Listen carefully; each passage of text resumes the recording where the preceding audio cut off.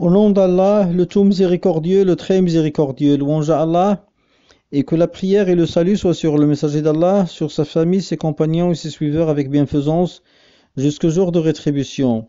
Ceci dit, ceci est une réponse enrichissante de l'érudit savant Cheikh Imam Abdul Aziz bin Abdullah bin Baz, qu'Allah Ta'ala lui fasse miséricorde, au sujet des prosternations de l'oubli.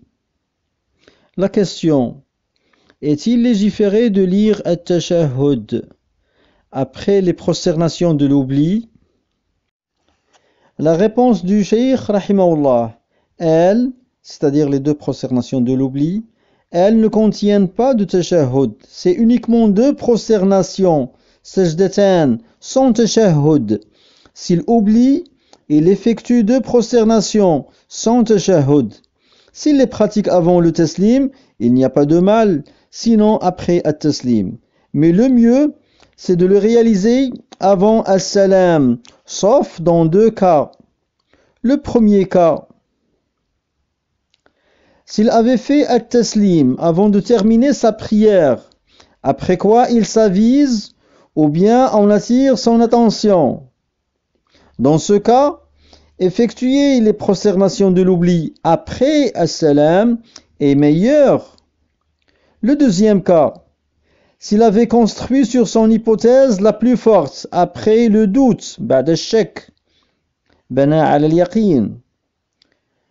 S'il avait construit sur son hypothèse la plus forte, puisque le messager, que la prière et le salut soient sur lui, avait enjoint à celui qui oublie, c'est-à-dire à celui qui doute, à celui qui oublie, de s'assurer de ce qui est juste.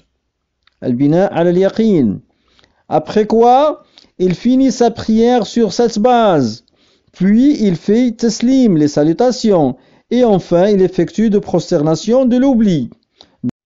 Donc, s'il construit sur son hypothèse la plus forte et qu'il termine, il fait les salutations et il effectue après les prosternations de l'oubli.